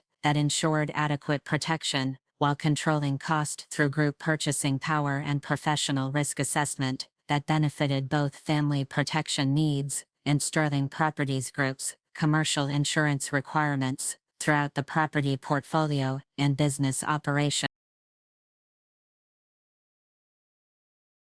The financial planning and investment management that David and Rebecca had implemented for retirement savings, college funding, and wealth accumulation had been enhanced through Sterling Properties Group's financial advisory relationships and investment opportunities that provided portfolio diversification, tax advantages, and growth potential that exceeded what typical investment advisors could offer through standard financial products and market-based investment strategies. The investment returns that their financial advisor reported as evidence of superior portfolio management actually reflected strategic coordination with real estate investment opportunities, tax planning strategies, and market timing that benefited from Margaret's industry knowledge and professional relationships throughout the Chicago financial community. The estate planning that David and Rebecca had completed to protect their family's financial future and provide inheritance planning for Tommy and Sarah assumed wealth accumulation and asset protection strategies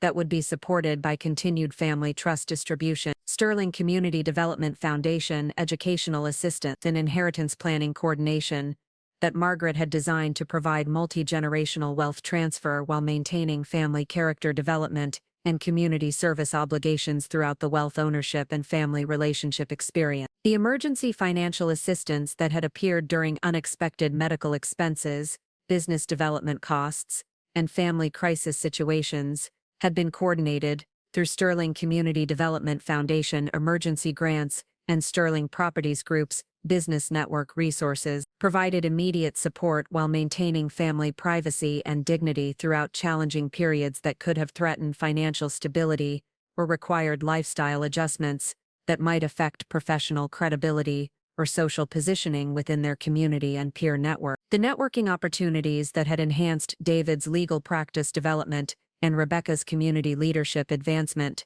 had been facilitated through Margaret's extensive professional relationships, Sterling Properties Group's business network, and Sterling Community Development Foundation's philanthropic connections that created introduction opportunities, referral relationships, and collaboration possibilities that expanded their social and professional circles while supporting community development and business growth throughout the Chicago metropolitan area. But perhaps the most significant aspect of the invisible infrastructure that Margaret had maintained for David and Rebecca's benefit was the comprehensive safety net of financial support, professional opportunity, and crisis management resources that ensured their comfortable lifestyle and family security could continue despite economic fluctuations, professional challenges, or personal difficulties that might otherwise threaten their financial stability or social positioning throughout their ongoing residence in one of Chicago's most competitive and expensive suburban communities. The systematic family support that Margaret had been providing through Sterling Properties Group and Sterling Community Development Foundation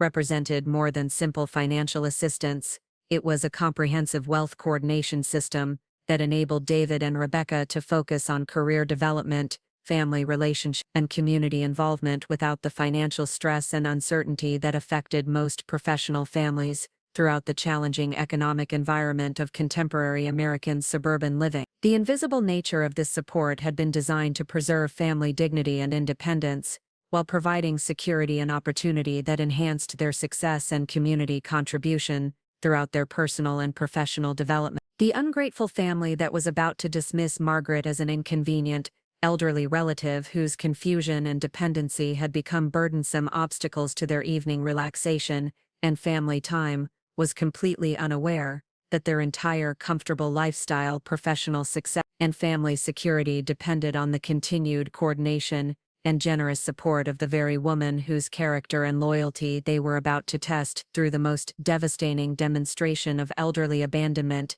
and family dismissal that the Hinsdale community had ever witnessed. October 2024 had begun as what should have been a celebration of family achievement and multi-generational success. Tommy's acceptance to Northwestern University represented the culmination of years of educational investment and strategic planning that reflected both his individual merit and a comprehensive support system that had enabled his academic excellence. Margaret had been looking forward to this family dinner not just as a proud grandmother celebrating her grandson's achievement, but as an opportunity to begin discussing the estate planning and wealth transfer strategies would ensure Tommy and Sarah's continued educational and professional opportunities, while teaching them about family responsibility and the importance of honoring elderly relatives whose wisdom and generosity had created their advantages. The afternoon had proceeded normally in Margaret's Oak Park apartment, where she had spent several hours reviewing Sterling Properties Group's monthly reports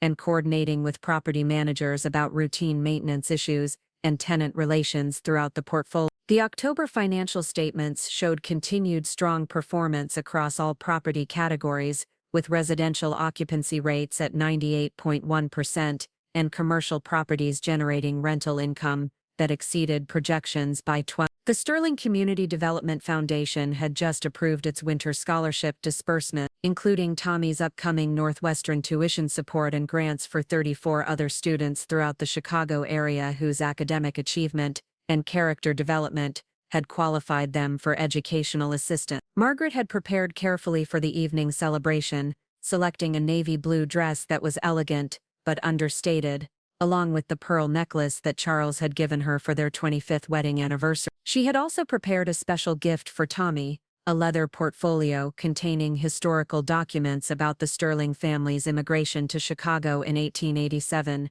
Charles's early accounting practice, and the development of Sterling Properties Group, along with a letter explaining Tommy's future role in the family foundation and the responsibilities that would accompany his inheritance of both wealth and community service obligation. The celebration dinner at David and Rebecca's Hinsdale home had begun warmly, with Tommy proudly sharing details about Northwestern's engineering program and his excitement about beginning college in the fall. Sarah had contributed enthusiastically to the conversation, expressing her own college planning thoughts and her pride in her brother's achievement. David had seemed genuinely pleased about Tommy's success, discussing how Northwestern's reputation would enhance Tommy's career prospects and professional network development throughout his education and beyond. Rebecca had prepared an elaborate meal featuring Tommy's favorite foods, and the dining room had been decorated with Northwestern University colors and congratulatory banners that reflected the family's excitement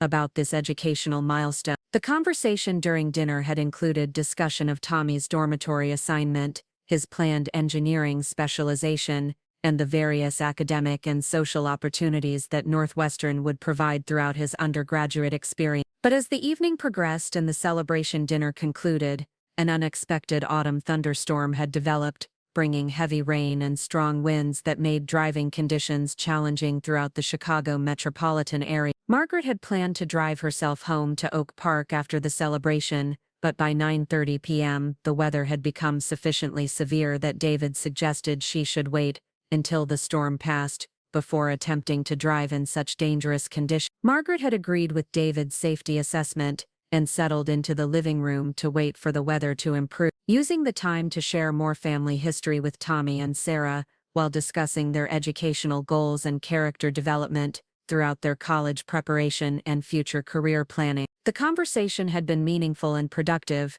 covering topics like family values, community service, and the importance of using educational advantages to benefit others throughout their professional and personal development. By 11:00 p.m., the storm had intensified rather than diminishing, with weather reports indicating that the severe conditions would continue through the early morning hours. Margaret had expressed concern about driving in such weather, particularly given her age, and the limited visibility that made nighttime driving dangerous even under normal conditions. The practical solution seemed obvious. Margaret could stay overnight in the guest bedroom and drive home safely in the morning when weather conditions improved and visibility returned to normal standards. But when Margaret mentioned this logical arrangement to Rebecca, the response revealed a character flaw and family priority assessment that would change everything about their relationship and Margaret's estate planning considerations for the indefinite future. "Oh, Mom, Margaret, I'm really sorry, but we can't have you stay tonight," Rebecca said with the kind of polite firmness that she typically used for declining social invitations or managing household scheduling conflict. "Tomorrow is really busy for all of us, and we need to get up early for our regular routines. Having an overnight guest would just complicate our morning schedule and create additional stress that we really can't handle right now." The dismissal was delivered with a smile, but the underlying message was unmistakably clear. Margaret's safety and comfort were less important than Rebecca's household management preferences and the family's morning convenience. David had nodded in agreement with Rebecca's position, adding his own perspective that demonstrated his support for prioritizing family routine over elderly family member safety and security during emergency weather conditions. "Rebecca's right, Mom," David had said with the professional efficiency that he used for managing client expectations and legal practice scheduling. "We've all had a long day, and tomorrow is going to be hectic with work and school commitment. I'm sure the storm will calm down soon, and you'll be able to drive home without any problems. You've been driving for over 50 years. A little rain shouldn't be too challenging for someone with your experience." The casual dismissal of the severe weather conditions and the assumption Margaret should risk her safety rather than inconvenience their household routine revealed a fundamental approach to family emergency management that prioritized personal comfort over elderly relative welfare and safety consideration. Margaret had driven in challenging weather conditions throughout her life, but the combination of heavy rain, strong winds, and nighttime visibility created legitimate safety concerns that responsible family members would normally address through common sense accommodation and temporary hospitality. But the weather reports are predicting that this storm will continue until dawn, Margaret had replied, hoping to help them understand the severity of the situation and the practical safety considerations that made overnight accommodation the reasonable solution to the transportation challenge. "The roads are already flooding in several areas,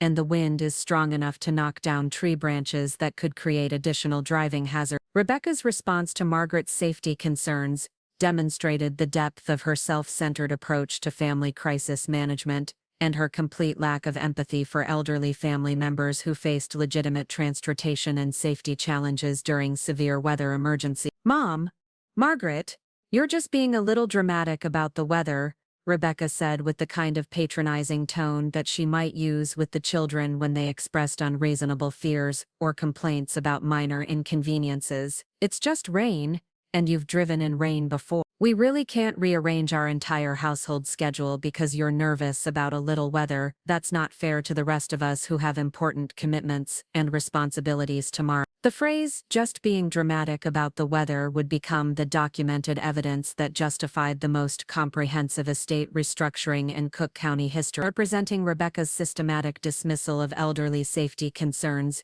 and her prioritization of household convenience over family emergency assistance that distinguished irresponsible family members from those who understood their obligations to elderly relatives during crisis situations. David's support for Rebecca's position revealed his own approach to family loyalty and elderly responsibility, demonstrating that his legal training and professional success had not translated into wisdom about family relationships or understanding of how character assessment affected long-term family financial security and inheritance eligibility throughout estate planning and wealth transfer consideration. "Look, Mom, Rebecca and I have worked hard to establish our routines and maintain our household efficiency," David explained with the logical presentation style that he used for client consultation and legal argument development. "Having an overnight guest disrupts our morning schedule, creates additional meal preparation and cleanup responsibilities, and affects our ability to focus on our professional and family obligations. We can't be expected to accommodate every minor inconvenience or weather concern that comes up." The characterization of Margaret's legitimate safety concerns as minor inconvenience, and the description of providing emergency accommodation for elderly family members as unreasonable accommodation revealed David's fundamental misunderstanding of family loyalty obligations and the character assessment criteria that determined continued eligibility for family wealth support and inheritance coordination throughout estate planning and trust administration. Besides,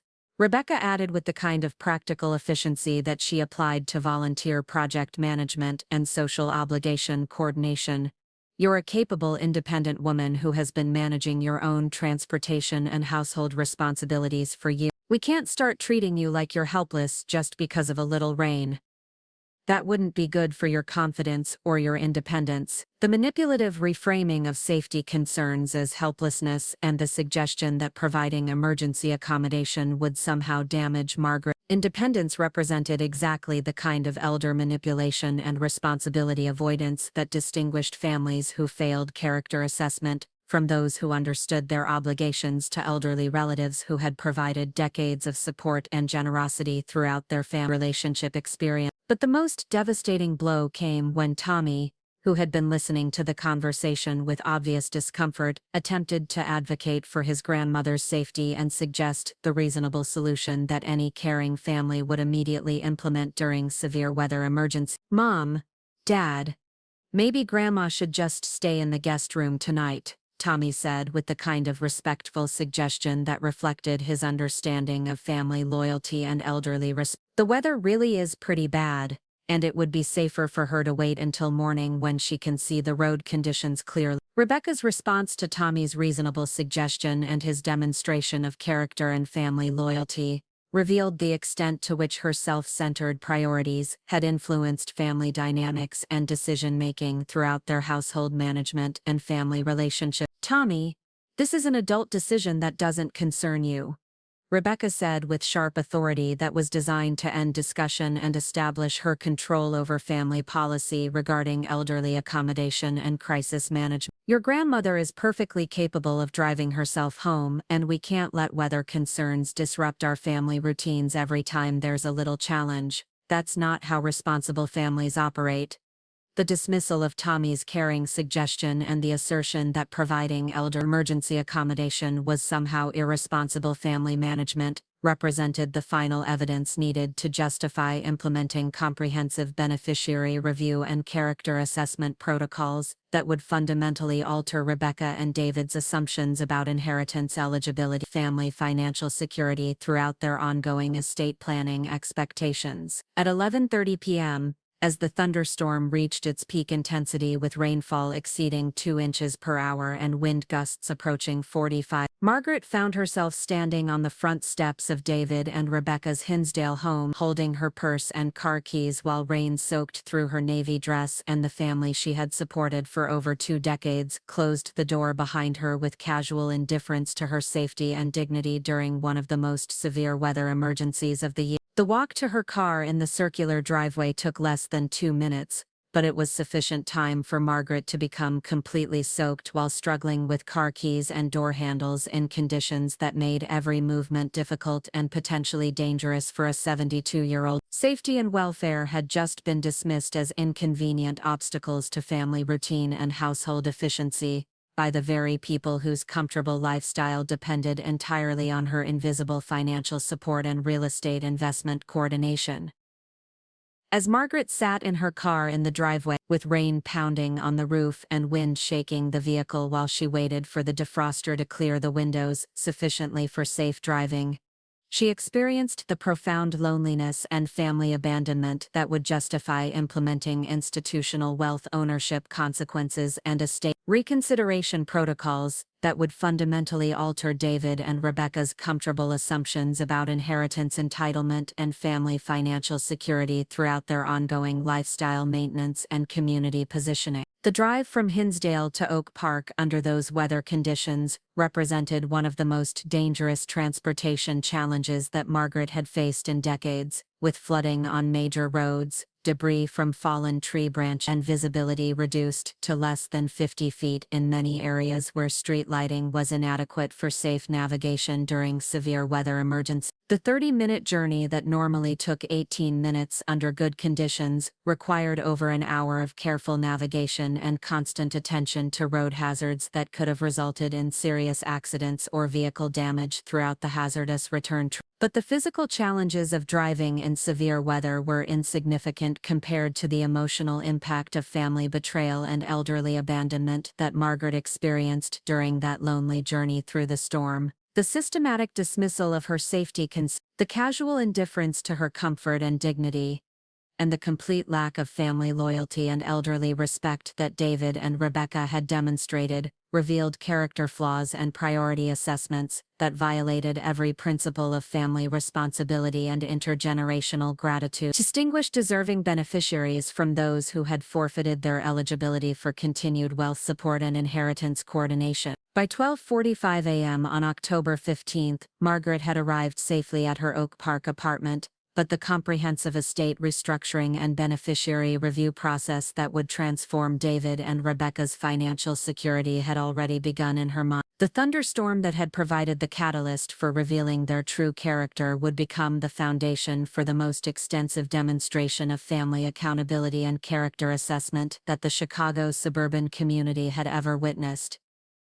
At 6, while David and Rebecca began their normal morning routines, with no apparent concern about Margaret's safety during the previous night's dangerous drive or any acknowledgement of their failure to provide basic family emergency assistance during severe weather conditions,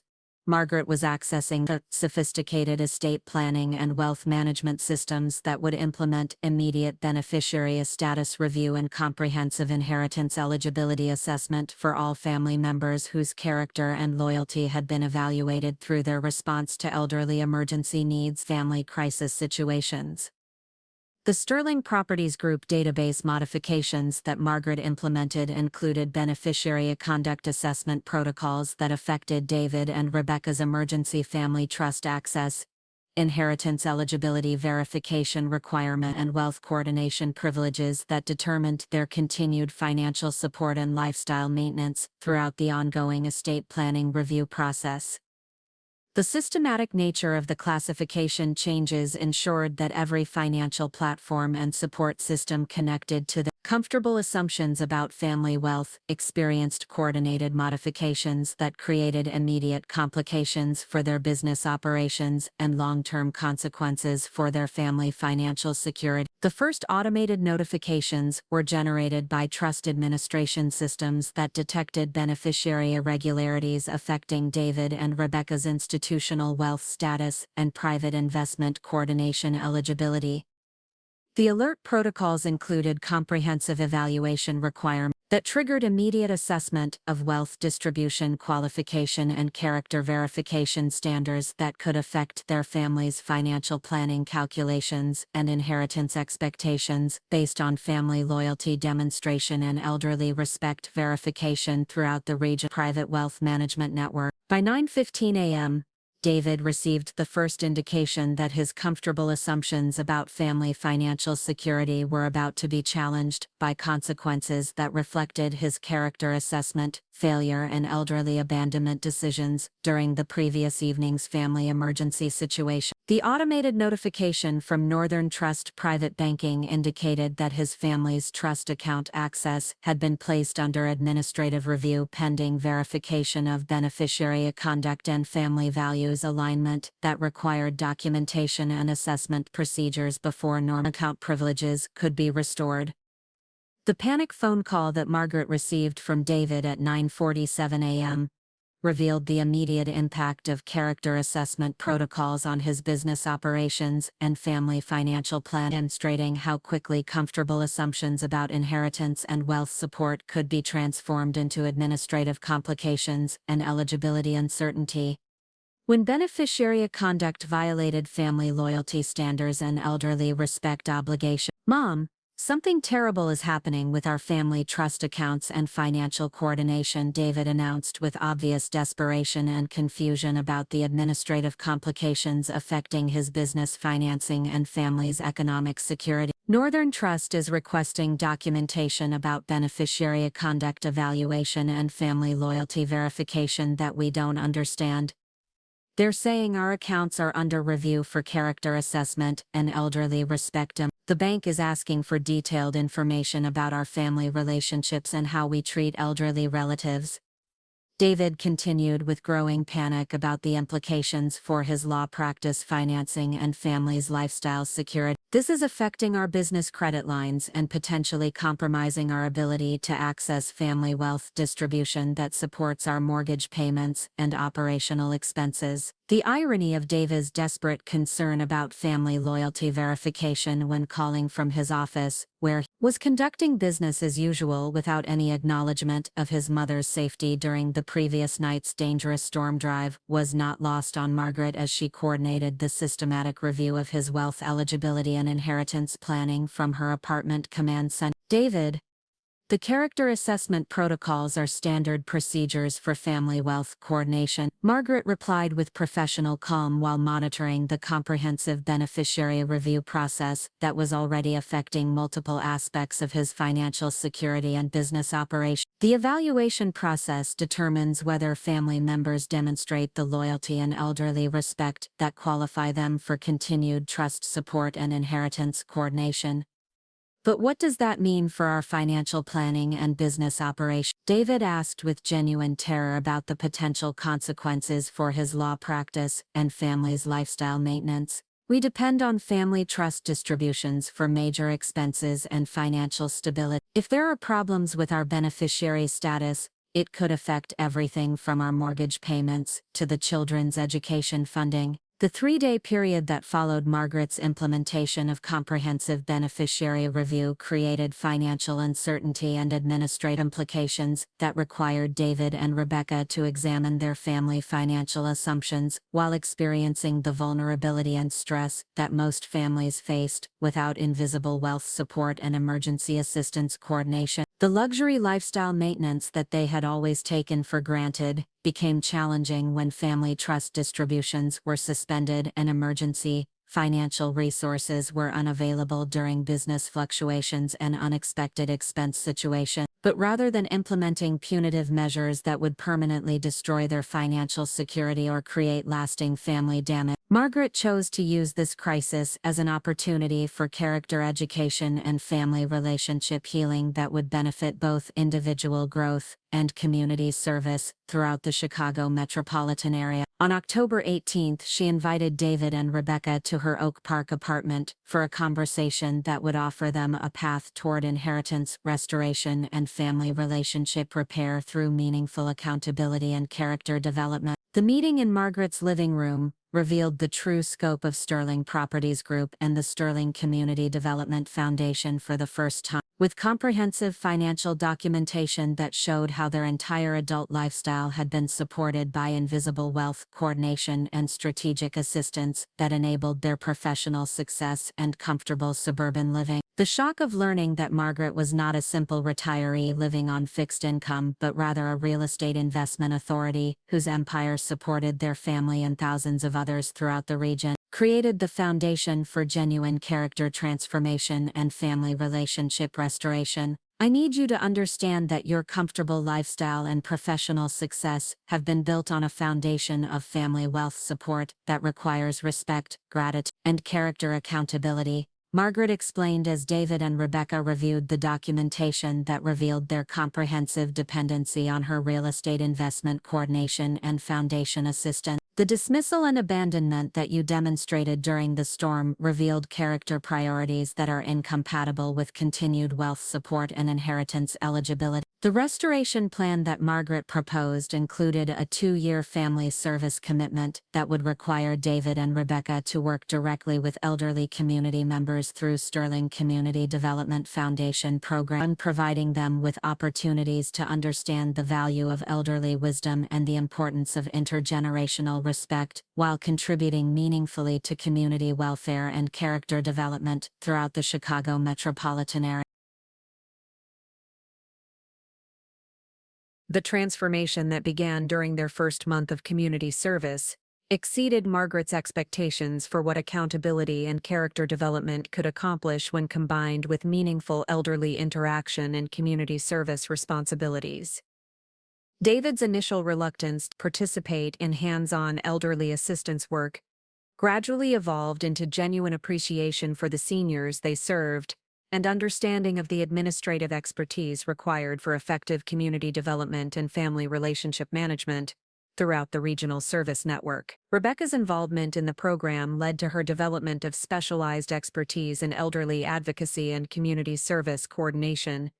eventually earning certification as a senior services director through the Illinois Department of Aging. Her work coordinating elderly assistance programs provided meaningful professional engagement while demonstrating respect for elderly wisdom and community contribution that had been missing from her previous volunteer activities and social positioning priorities. The family's approach to wealth and community responsibility was transformed from a focus on personal lifestyle maintenance and status preservation to a commitment to elderly service and intergenerational community development. David's law practice became a platform for providing pro bono legal services to elderly community members and nonprofit organizations serving seniors throughout the Chicago area, while his business success provided resources for supporting community development rather than simply funding lifestyle enhancement and social positioning. 3 years after the thunderstorm incident that had revealed their character priorities and triggered comprehensive family accountability, David and Rebecca had demonstrated sustained transformation and genuine commitment to elderly respect and community service that qualified them for inheritance restoration and continued family wealth coordination. Their work with elderly community members had created lasting relationships and meaningful contribution that enhanced both their personal development and community welfare throughout the region.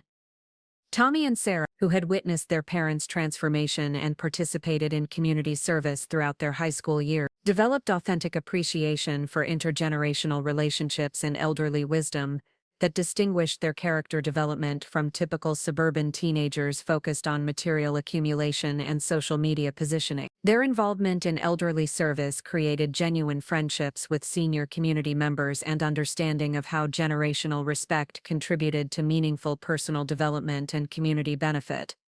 As Margaret writes this conclusion, from her beautiful lakefront home in Lake Forest, Illinois, purchased with proceeds from Sterling Properties Group's continued success and community development achievements, she is surrounded by family photographs that document their journey toward authentic relationships and mutual respect, professional commendations that honor her career accomplishments, and community recognition that celebrates the Sterling Community Development Foundation's ongoing impact throughout the Illinois region.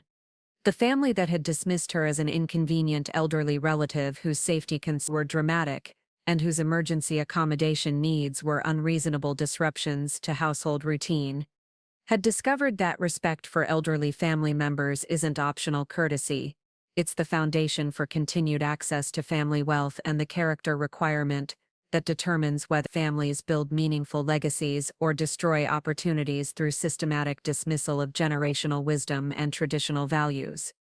The thunderstorm that had been treated as inconvenient weather rather than a legitimate safety emergency became the catalyst for a community service program, served hundreds of elderly residents, while teaching David and Rebecca about the critical importance of elderly respect and family loyalty. The systematic family crisis dismissal that had prioritized household convenience over elderly welfare was transformed into community leadership that demonstrated how wealth and character development could create opportunities for authentic contribution and meaningful personal satisfaction. The Sterling Properties Group continues to serve families throughout the Chicago metropolitan area, while maintaining the foundation's commitment to elderly service and community development. The program that began as character accountability for one family's elderly dismissal has become a regional model for intergenerational cooperation and elderly respect that influences how families approach aging, community service, and family relationship management throughout Illinois and beyond. Remember,